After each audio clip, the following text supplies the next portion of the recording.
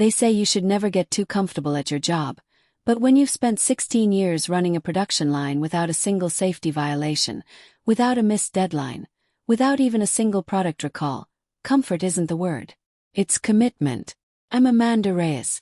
I'm 47 years old, and for most of my adult life, I was the senior floor coordinator at Mlen Manufacturing, one of the largest consumer packaging plants in the Midwest. I started there when my daughter was in kindergarten. By the time she graduated college, I was the one keeping the machines humming, the workflow steady, the numbers green. My team called me the anchor. My supervisors called me reliable.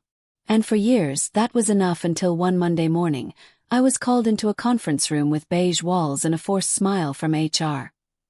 "We're restructuring," they said, like it was a weather report. Not performance-related, just a strategic shift. I remember how the word strategic landed like a punch in the ribs. I wasn't fired. No, that would have made too much noise. Instead, they said they were phasing me out. My position was being streamlined into a new role, one that would be filled by someone younger, cheaper, more digitally native. Whatever that means. "And we'd love for you to help with the transition," said Lauren from HR. Her voice soft like she thought I might cry. I didn't cry, I nodded. Because after 16 years, you learn not to react until you're alone. The new hire was a 25-year-old named Devin. Fresh MBA, zero factory experience. He wore loafers on his first day, the kind that don't survive a warehouse floor. He introduced himself as a process optimization guy and smiled like this was his sandbox now. They asked me to train him 1 week. That's what they gave me. I spent that week showing him the layout, the pressure points, the quirks of each conveyor belt. I handed over my manuals, my spreadsheets, the annotated logs I'd maintained over a decade and a half. I even walked him through the emergency shut-off protocol, the one I wrote myself after a near miss back in 2010. He didn't take notes. The night before my last day, I stayed late, alone. I walked the floor, listening to the quiet tick of the machines, the hum of the automated packaging arm. Every corner of that space held a memory. Training new hires, fixing systems during storms, working through holidays so others could be home with their families. I didn't take a selfie. I didn't post about it. I just stood there and let the moment imprint on me. Then I turned in my badge. Nobody threw a party. No goodbye card. Just an auto-generated email. "Thank you for your service. We wish you success in your next chapter." I wasn't angry. Not yet. At first, it felt like grief, like I had lost a part of my identity I didn't even know I still clung to. My daughter Maya came home from grad school that weekend. I tried to pretend everything was fine. "You okay, Mom?" she asked over dinner. "Yeah," I said, pushing vegetables around my plate. "Just adjusting." She looked at me the way daughters do when they know their mothers are lying, but choose not to press. Instead, she reached across the table and squeezed my hand. "You built that place," she said. "Don't let them make you feel disposable." I smiled, but inside I felt hollow. Over the next few months, I did what I've always done. I observed from a distance. I still had friends on the floor. People who texted me, called me on bad days, told me things they weren't supposed to. And slowly the cracks began to show. Missed quotas, safety violations. A small injury swept under the rug. Then 2 more. Customers started complaining about late deliveries. The maintenance backlog tripled. One of the machines, a pressure sealer I'd spent years tuning, failed during a double shift, damaging thousands of units. I stayed quiet until the day Mia sent me a screenshot. It was a Reddit thread from a whistleblower account. "Working at Mlen is a disaster. Ever since they pushed out the experienced staff, it's been non-stop chaos. I don't feel safe." I stared at the screen, my heart pounding. And for the first time since I left, I didn't feel sad. Felt something else. Something sharp. This wasn't about cost-cutting anymore. This was about the cost of forgetting who built the system in the first place. And I was done watching from a distance. The first time someone reached out, it was subtle. A message from Becca, one of the shift leads I'd trained back in 2015. She never called me unless it was important. "Hey, Amanda. Can we talk? Something's going on."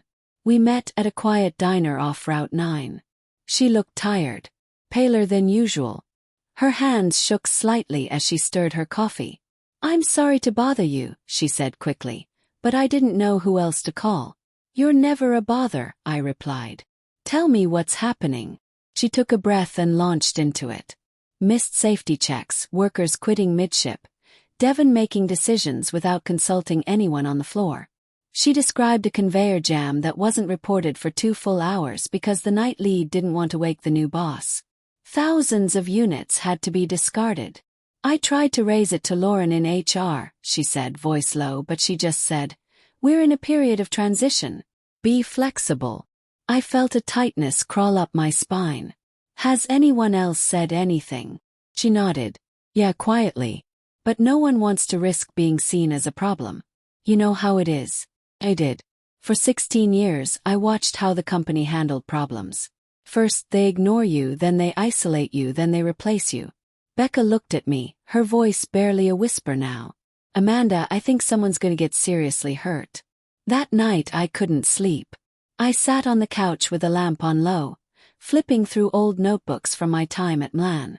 Process maps, contingency plans, even old floor rosters. My notes were always detailed, obsessively so, some would say. But now they felt like breadcrumbs. Proof that the system had once worked, that it could again. I didn't know what to do. I wasn't an employee anymore. I had no title, no power, just a box of records and a rising sense of responsibility. Then I remembered the whistleblower thread, the Reddit post. It hadn't been from Becca. Someone else had spoken up, which meant there were others, people who still cared. I created an anonymous email address and posted a response. "If you've worked at MLAN and noticed changes that put people at risk, you're not alone. There are people who will listen and help." Within 2 days, I had 9 emails, all from current or recently departed employees. Most of them afraid, all of them angry. Stories of cuts to training hours, safety drills skipped.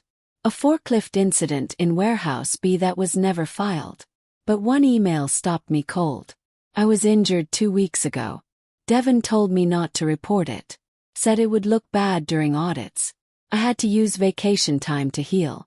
No name, no signature, just pain." That was the moment I knew silence wasn't an option anymore. Called Maya. She was in Boston finishing her graduate program, but she picked up on the first ring. "Hey, Mom. Everything okay?" "I need your help," I said. "Legal help." Pause, then tell me everything. By the end of the week we had a plan.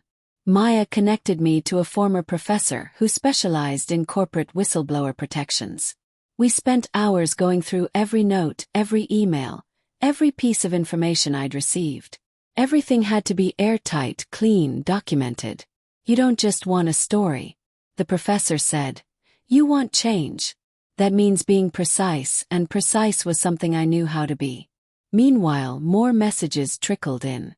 One from Raphael, a longtime technician, who said he'd nearly quit after his suggestion to fix the ventilation system was dismissed as unnecessary expense. Another from Janice, who said morale was so low, she'd caught one of her junior staff crying in the break room after being chewed out for asking too many questions. It was unraveling, quietly but steadily. I didn't tell them I was behind the email account.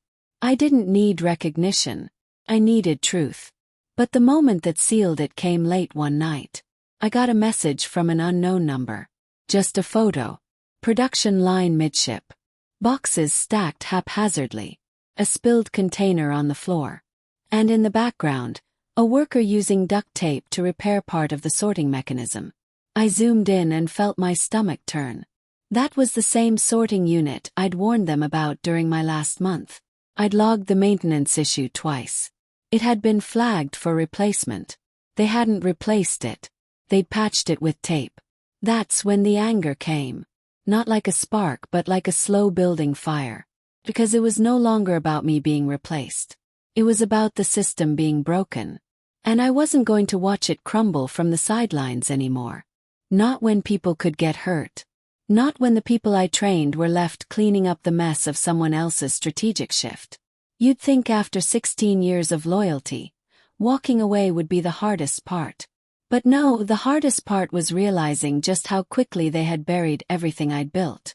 The following week, I received a call from Jerome, one of the plant's machine operators. His voice was tight with frustration. "They're blaming us now," he said. "Manage says the output issues are our fault, that we're not adapting fast enough to the new protocols." Protocols? Yes. Yeah. Dion rolled out a new schedule system, reduced downtime, fewer rotation breaks. He says it's lean manufacturing, but it's chaos. We're exhausted. Mistakes are up. Everyone's on edge. I knew what that meant. Cutting rotation breaks might look efficient on paper, but in reality, it pushed people past their limit. And in production work, fatigue was dangerous. Slower reactions, less focus, higher risk of injury. What about safety audits? Yes. Jerome laughed bitterly. They pushed the audit to next quarter. Said they needed time to prepare. It was classic damage control. By time. Shift blame. Hope no one notices. But I noticed. And I wasn't the only one. That weekend, I invited Becca, Raphael, and Janice to my house. No formal meeting, just coffee, sandwiches, and a whiteboard in my living room. It felt strange seeing them outside of the warehouse context. These were people I'd led for years. Now we sat as equals, strategizing like survivors.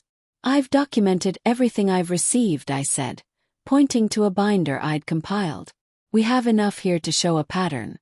Mismanagement, neglect, and retaliatory culture." Janice looked uneasy. "But what happens if we go public?" "They'll retaliate."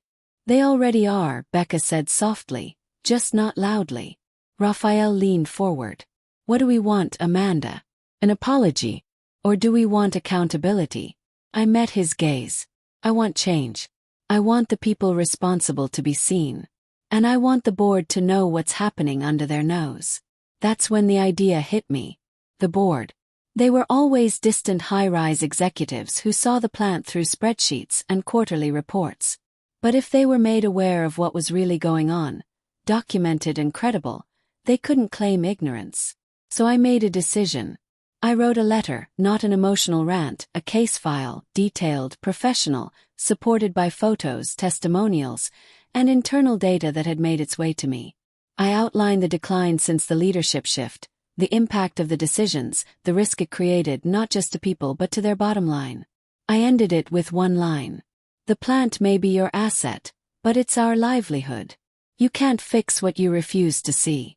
I signed my name. No hiding, no anonymous email.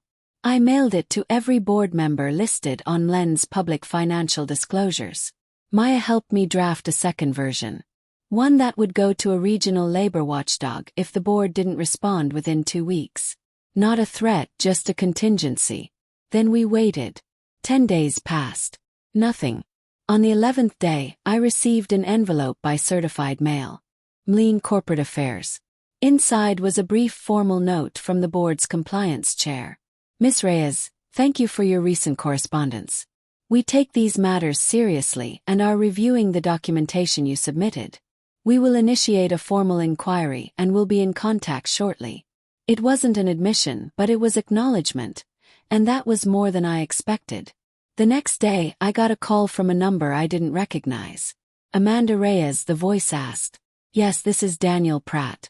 I'm the senior advisor to the board's risk committee. I'd like to meet off record, confidential, just you and me." We met in a neutral location, a small hotel conference room near the airport. He was younger than I expected, sharpied, carrying a tablet and a legal pad. He didn't waste time. The board had no idea the transition was going this badly. He said they were sold a narrative of innovation and cost efficiency. "Your letter painted a very different picture." "Because it is a very different picture," I replied. He nodded.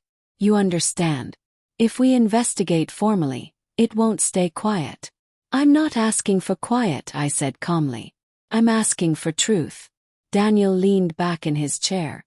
Devon's position was championed by the current, so if this unfolds the way I think it might, you're going to make powerful people very nervous. "I'm not here to make friends," I said. "I'm here to make sure no one else bleeds for someone else's spreadsheet." He didn't argue. He just closed his notepad and said, "You'll be hearing from us soon." As I drove home, something shifted in me. 4 months, I'd been collecting other people's testimonies, other people's truths. But now the system was finally looking back, and I wasn't afraid of what it might see. It didn't take long for the whispers to start. 3 days after my meeting with Daniel Pratt, I got a call from Janice. Her voice was tight. "Someone's asking questions about who leaked the information." Closed my eyes. "Are you okay?" "I haven't said a word, Amanda," she replied, "but it's getting weird." Devon suddenly pulled me off scheduling duties. Said it's just temporary. She paused, then added, "And Becca got reassigned to night shift without warning." Had begun. The pushback, the subtle retaliation companies use when they want to punish someone but don't want to get caught doing it. The next day, Raphael called me in a fury. They wrote me up for a mistake I didn't make. A mislabel on inventory. That section wasn't even mine. My stomach turned. This was what fear looked like from the top down. And I knew how it worked. Not with pink slips or dramatic terminations. Just enough pressure to make people doubt themselves. Isolate them, shame them into silence. But this time I was ready. That evening, I opened the folder Maya and I had labeled Contingency Phase 2. Inside was a strategy we'd hoped we wouldn't need.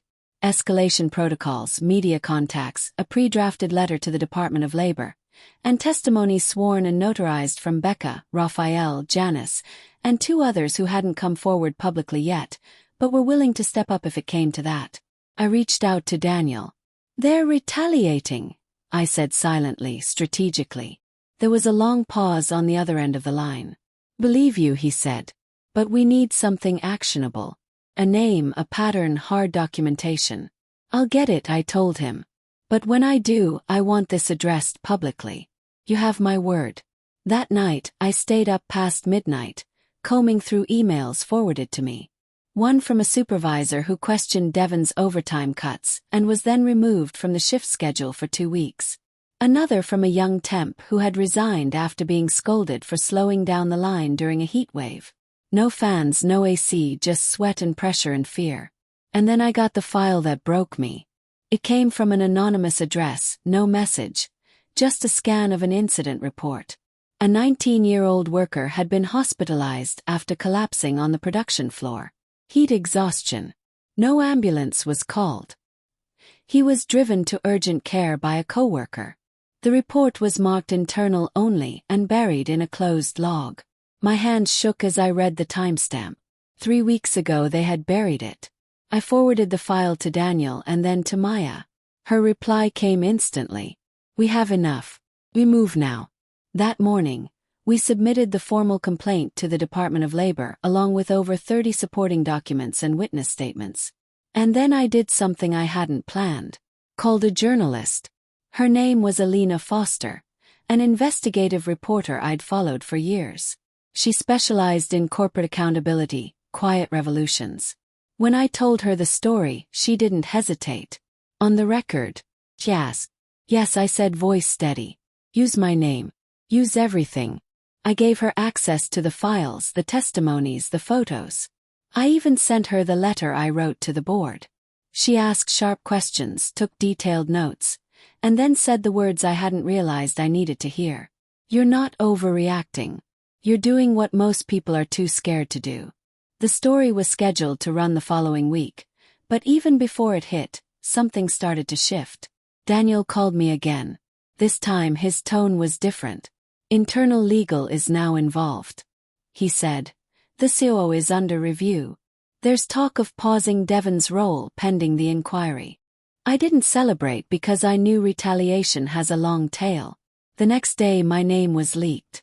Someone inside MLEN, maybe HR, maybe Devon, told the staff who had filed the complaint, told them who had gone public. I found out from Janice, whose voice trembled with worry. "They're calling you a traitor, saying you just want revenge." I didn't blame them. It's what management wanted them to believe. Because if they could turn me into the villain, they wouldn't have to face what they'd done. That night Maya called. "Are you okay?" I hesitated. "I don't know." I stood at the window, looking out over the quiet street. Somewhere in the city, Devon was probably spinning a new story. One where I was bitter, unqualified, difficult. But stories only work when people don't fight back. I thought of Becca on night shift, of Raphael and his fake write-up, of the young man who passed out while trying to earn a paycheck. And then I answered her. I'm scared, I said honestly, but I'm also done being quiet. The article went live on a Tuesday morning. I was sitting at the kitchen table with my coffee, trying to pretend the day would be normal. But when my phone buzzed and I saw Alina Foster's name, I knew it was time. The headline read, Inside Inland Manufacturing, a culture of retaliation, neglect and silence. My name was in the subheading. So was the phrase 16 years without a single safety violation. I read it slowly, every word. Alina hadn't sensationalized it. She didn't have to. The truth was damning enough. She had quotes from former employees, anonymized where needed. She had the timeline, the testimonies, the scanned incident report about the 19-year-old worker. She even included parts of my letter to the board. But it was the final line that hit the hardest. Amanda Reyes didn't speak out to burn bridges. She spoke out to protect the people still walking across them. The article spread faster than I could process. LinkedIn, Twitter, industry forums. Even a Reddit AMA tagged me as the Mlin whistleblower. By noon, I had over 100 unread emails. Some were supportive, old coworkers thanking me. A few from total strangers saying they'd gone through the same thing in different industries. Quiet gratitude from people who had no voice where they worked. But not all the messages were kind. One email read, You think you're helping? All you did was put good people's jobs at risk. You should be ashamed. Another simply said, You'll never work in this industry again. I stared at that one longer than I'd like to admit because a part of me feared it was true. That night I kept the lights slow. Maya offered to stay on the phone, but I told her I was okay. I wasn't. I was unraveling slowly, wondering if I'd miscalculated, if speaking up had done more harm than good. But then the first domino fell. The board of Mellon Manufacturing released a statement. Effective immediately, Chief Operating Officer Benjamin Calloway has been placed on administrative leave pending the outcome of an internal investigation. Devon's name wasn't mentioned, but insiders knew what it meant. Calloway was Devon's mentor. His rise had been fast, reckless, and now clearly unsustainable. I thought about the smug way Devon had shaken my hand on his first day. The way he smiled like he already owned the place. The way he wore loafers on a concrete floor. No apologies, no acknowledgement. But silence spoke loudly. More messages came. Amanda, we owe you. That article hit harder than we thought. We're with you if you take this further. Janice, my cousin works at the warehouse. Said the entire shift paused when the news broke. They cheered. Anonymous. I've been working in silence for years. You reminded me that we deserve better. Former plant manager from another state. For every threat, there were 10 voices rising to meet it. But Mlan didn't stay silent for long. 2 days after the article, they launched a PR campaign, a blog post titled, Building a Safer Tomorrow. Buzzwords filled every sentence. New leadership, renewed focus, employee-first culture, no accountability, no apology. Then Devon reappeared, this time on a podcast hosted by a corporate innovation channel. His voice was steady, rehearsed. I think what we're seeing is the resistance that always comes with progress. Change is uncomfortable, but manufacturing needs modernization. Some people just don't like letting go. Some people he never said my name, but I felt every syllable like a blade. I paused the podcast and sat with the silence, the arrogance, the total lack of ownership. It was the same story told in different clothes. The same system that replaces experience with buzzwords, then blames the fallout on the ones who built the foundation. That night, I walked to the old plant entrance just to see it. The lights were still on. Forklifts humming. Workers moving like ghosts under fluorescent buzz. 6 months ago, I ran that line. 6 months ago I kept that place alive. And now they had the nerve to erase it all with a podcast in a PR spin. I hadn't come this far to let them write the final chapter. The next morning I met Daniel again, this time at a downtown office. He looked tired but focused. "We've begun interviewing staff," he said. "The complaints line has been overwhelmed, and frankly, it's worse than we thought." I handed him a folder. Inside were new statements, people who hadn't felt safe until now, a former floor manager, a machine technician, even a junior HR rep who confirmed Callaway's pressure to streamline by targeting veteran staff. "You asked for actionable documentation," I said. "Now you've got it." Daniel nodded. "You've lit a fire, Amanda. And this time it's not burning in the shadows." As I left the building, I saw the city skyline rising through the glass. I wasn't just fighting for my old job anymore. I was fighting for every worker who had been told they were too expensive, too slow, too outdated. And I wasn't done yet. The notice came on a quiet Thursday morning. An official email marked confidential for immediate distribution. The subject line, "Leadership Transition at Mlin Manufacturing." Inside was a simple announcement. After a comprehensive investigation into internal operations, Mlin Manufacturing has accepted the resignation of CEO Benjamin Callaway. Effective immediately, an interim leadership team will oversee operations while we evaluate long-term cultural reforms. No fanfare, no excuses, just an ending. I read the message 3 times, then set my phone down on the kitchen counter. The air felt still, like the moment after a storm when the wind finally dies down. I wasn't smiling. I wasn't crying. I was just still. Maya called 2 minutes later. "You saw it." I did. "And I don't know," I said quietly. "I thought it would feel like a win. Doesn't it?" Pause. "Feels like a start. Because the truth is, justice never comes with a parade. Comes in waves. Quiet, slow, sometimes messy. And even when it arrives, it doesn't erase the damage. Just acknowledges that it happened."